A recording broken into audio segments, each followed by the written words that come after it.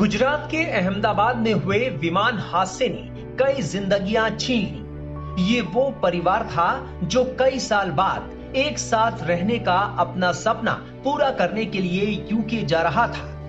उड़ान से पहले ली गई ये सेल्फी अब उनके परिजनों के लिए उनकी आखिरी याद बनकर रह गई है। प्लेन क्रैश में डॉक्टर प्रतीक जोशी, उनकी पत्नी डॉक्टर कौमी व्यास, उनकी 8 साल की बेटी मिराया और 5 साल के जुड़वा बेटे प्रद्युत और नकुल की मौत हो गई।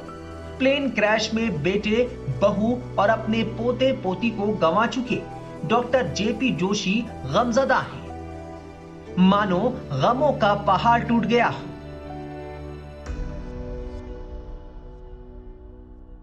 I have lost each and everything. I have lost 5 members. 5 members I have lost. I am not able to say anything.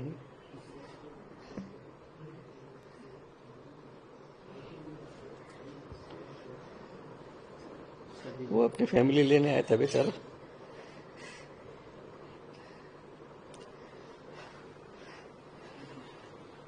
हो गया, बस पूरा हो गया। 5 साल से वहाँ डर्बी में जॉब कर रहे थे।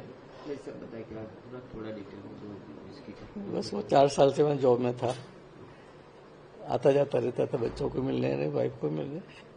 उसकी वाइफ उदयपुर पैसिफिक में जॉब करती थी, पैथोलॉजिस्ट थी।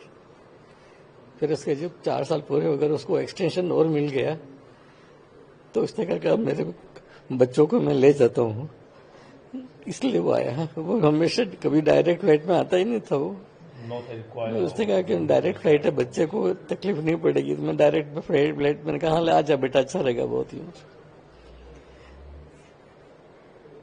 एक ही दिन पहले आया था, 9 तारीख को आया था और 12 की फ्लाइट थी कि बच्चों को लेने ही आया था। वो सामान वामान समेट के उसकी वाइफ ने उदयपुर में डिजाइन किया बेचारी ने कि बच्चे और पापा साथ में रहेंगे, ऐसे करके।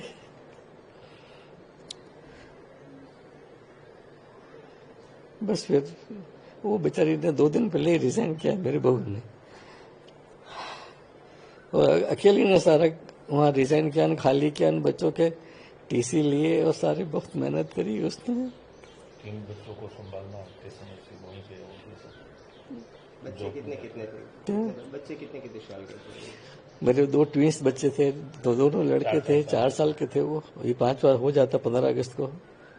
15 अगस्त को पैदा हुए थे मेरे दोनों बच्चे, दोनों आजाद हो गए। अब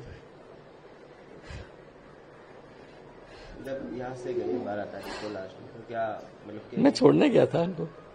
हम एक दिन पहले आ गए थे 11 को यहाँ पे। मैंने कहा आराम से सामान जमा, ये भी मेरा घर ही है। मैंने कहा सामान जमाएंगे। सब लोगों ने मेरी हेल्प करी।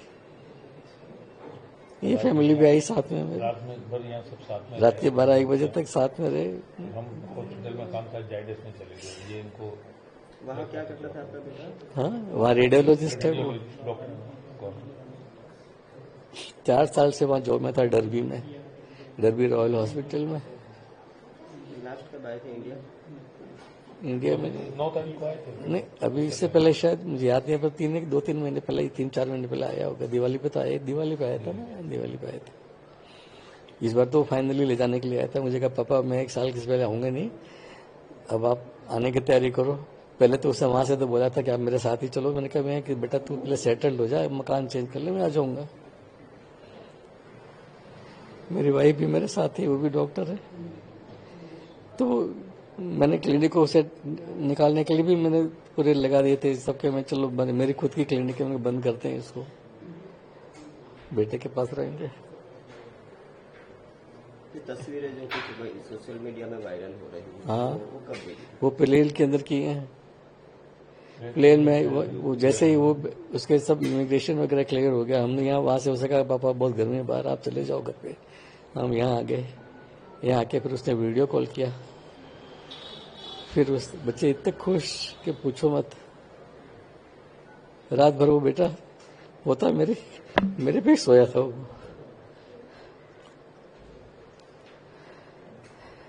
उनके स्कूल बैग परचेस करके दिए थे, तो दोनों बच्चों ने रात भर वो स्कूल बैग अपनी बॉडी के ऊपर रख के सोए थे कि अब हम वहां पढ़ेंगे।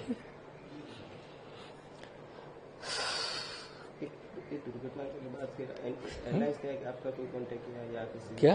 एक घटना हुई है, दुर्घटना, उसके बाद एयरलाइंस से कोई आपका संपर्क वगैरह किया? नहीं, मेरे से किसी का कोई संपर्क नहीं है।